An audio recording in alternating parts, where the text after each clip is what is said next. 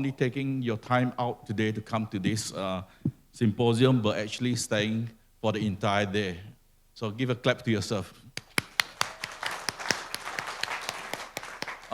So in terms of this symposium, we feel that it's important that there should be some key takeaway rather than a lot of other symposiums that you have attended or conferences you have attended where there's no clear conclusion to the event. The organizers and the committee felt quite strongly that we really should put our thoughts to paper and that we should distribute this as widely as possible to the people of Sabah and Sarawak. So we've decided to come up with a list of items as key takeaway from this symposium, and I'll read through all the 9 items and probably we'll get some feedback from the floor. And if all of you are in agreement, we'll formally adopt it as resolutions of this symposium. So the first one is that we, the people who attended the symposium today, think that the government of the Federation honor the Malaysia Agreement and what was recommended in the IGC report. Second point, that the federal government appointed representatives from Sabah and Sarawak in the National Fiscal and Monetary Policy making bodies and its implementation agencies. Point number 3, that Sabah and Sarawak pursue sustainable economic growth in tandem with the economic growth of the region. Point number 4, that the federal government practice inclusiveness in respect of equality of opportunities in terms of access to markets, resources, and very important, unbiased regulatory environment for business and individuals in Sabah and Sarawak. Point number 5, that the federal government respect the secular, plural, multicultural, and multi-religious state of Sabah and Sarawak and allowed it to flourish without hindrance. Point number 6, that Sabah and Sarawak have territorial rights over the resources found within their boundaries and that these resources are to be used mainly for the economic growth of these 2 states. Point number 7, that the federal government return the autonomies in key areas like education and health to build a unique, a modern, progressive, and sustainable future for the people of Sabah and Sarawak. Point number 8, that an Institute of Economic Development and Political Science be set up in Borneo to increase the intellectual wealth of the Borneo community. And finally, that equitable share of the federal revenue derived from the 2 Borneo states be used for the eradication of poverty and building a world-class infrastructure to create a modern and vibrant economy. I'm sure all of you are in agreement with most of the items that we put out today. So, Datuk, I think it's quite clear, it's unanimous. Would you like to say something? Yes,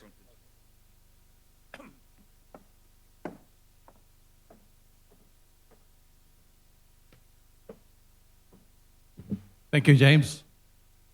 As host, I should be given the right to have the final say. I'm very excited today. First of all, I must recognize YB Deputy Finance Minister, who came here very quietly. He's my old friend. But thank you for staying with us throughout the session.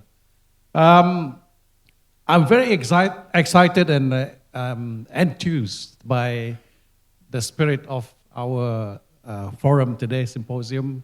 I see a lot of interactions. Normally, you attend all these conferences, everybody after a heavy lunch wants to leave early and take a nap somewhere, but you all stayed on. Of course, we made sure you stayed on, otherwise you get punished.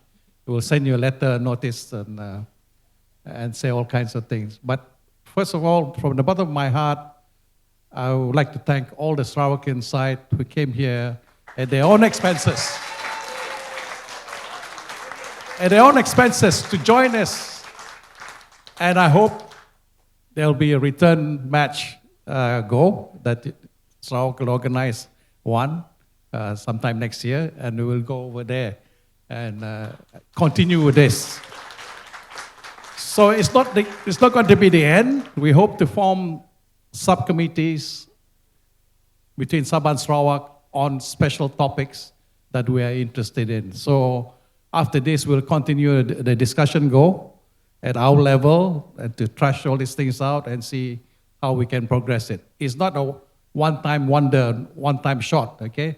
So we want to give the signal to our governments that we, the people, are serious about these resolutions and we want to carry forward and it should be actionable, okay? So I just want to summarize today's event.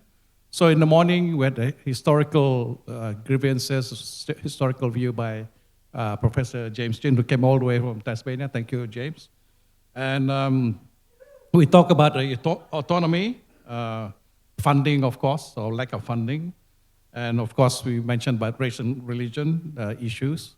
I've captured that in my book. I'm promoting my book today. And the recommendations came from James Chin and Arnold Puyok and so on. And it's available at Kinakunya in KL and all the major bookstores. And also the local bookstores here and Popular also. So all these issues you talk about today are captured mostly in here. So buy my book. And apart from the AMA 63 discussion this morning, in the afternoon became more interesting because we switched from the historical present issues that we are dealing with, and we moved to the economy, which was very interesting. And again, I'm so excited to hear all the discussions about the economy and so on, which we talk about middle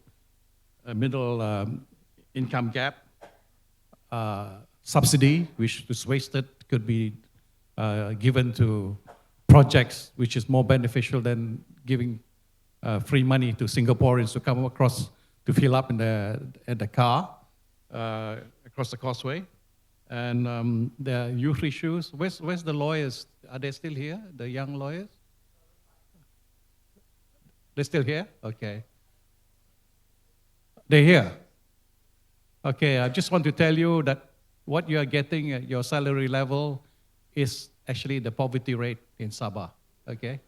So that doesn't give you much comfort, but I'm telling you for a fact. So what we have to do is, with all this discussion, how to improve our GDP, GNI. I think to me, GNI is more important, all right? I remember during Najib's time that GNI was 10,800 USD, and that was supposed to be 2 years after the 2020 vision, or 3 years after the 2020 vision supposed to be realized, okay? But now, I think Tan Sri mentioned, or Ferdowsi mentioned, which is a higher figure than what I mentioned just now. And there's about lab of change, Tan Sri mentioned just now, lab for change. So I think a lot of new ideas came out of the discussions, and I think all of us will have a lot of takeaways from this and enjoy the sharing today within Sabah and Sarawak. And I hope we have made contacts, friendship, and networking. And I think some of us will be attending the dinner this evening, where we can further network and establish a stronger bond between Sabah and Sarawak. So thank you very much for coming and attending and staying with us. And thanks to all the speakers especially and the panelists. I can't mention all the names, but thank you very much for being part of the symposium today. James, I think we did a good job, all right, bringing it together. Thank you.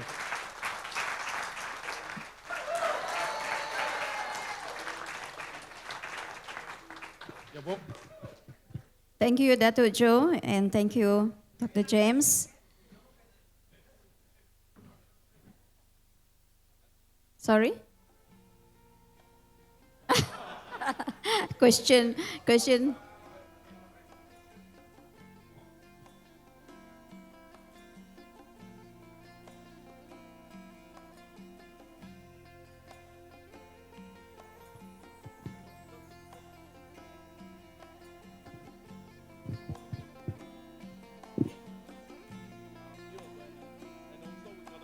Okay, can I explain?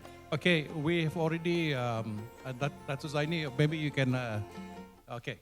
We actually going to transcribe all these things into a book form. Okay, a lot of this symposium and all that end up somewhere sitting on the, shelves and all. But listen to us, we're going to do it in a book form with resolutions embedded in there. And we're going to use this to present to all our leaders that we meet. And then at the next session, we hope to set some deadline for all this action that we hope to be actionable. All right, and then.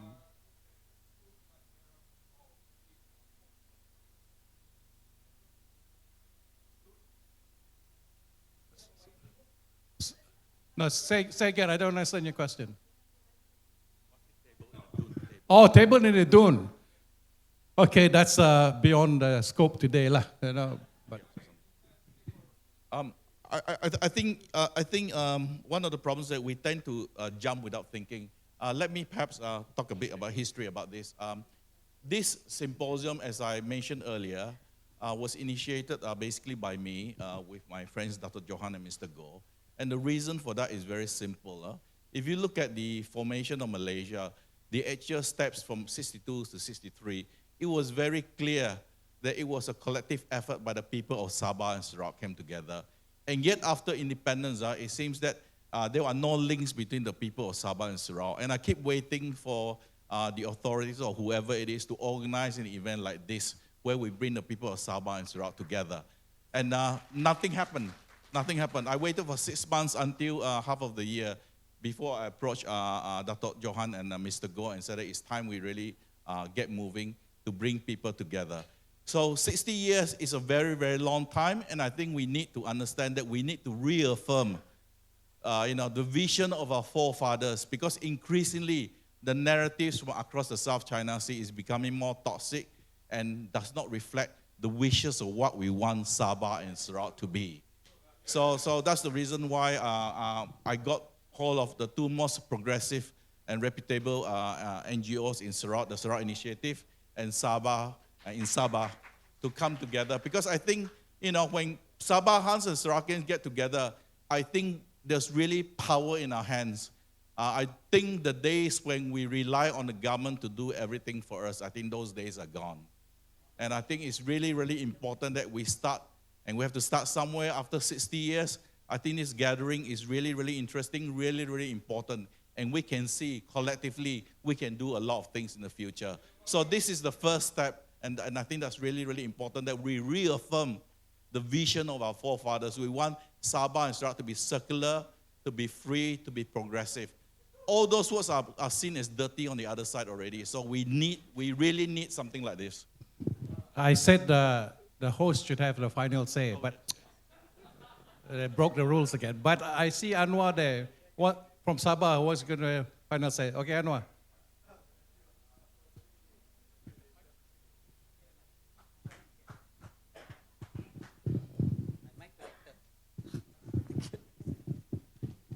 Testing. Thank you, Datuk, for having me, allowing me to say something. Firstly, I got to congratulate Sabah, of which I'm a proud ex-trustee. I left Sabah to join politics. So therein lies the real game, I would say. Okay? But two things. It is not true to say that this is the first time there's interaction between Sabah and Sarawak. In the 4x4, we have forays into Sarawak. We play golf together with the Sarawakians. And I've attended quite a number of functions, but that is specifically to discuss issues concerning the Dayaks of Kalimantan, Sarawak, and we refuse to call ourselves Dayaks, although the Sarawakians are trying to persuade us. Anyway, that's just an observation. Yeah. The other thing is that there are 9 resolutions. Yeah, 9 resolutions. Now, you say you want to publish it and all that, but just a point of order, right? I have not decided to ratify or accept those resolutions. And I think, not to say that I won't, I may accept all, but I think you need the approval from the floor before you present it anyway. Yeah, point taken, Anwar, is good. We will deal with that when we summarize all these things into some kind of a document and all that. Microphone But is- anyway, can we continue this discussion outside because we have tea and all that? So we can continue our networking and discussion. Microphone Thank you. is off. Off Thank you. already. Yeah. Off. Thank you.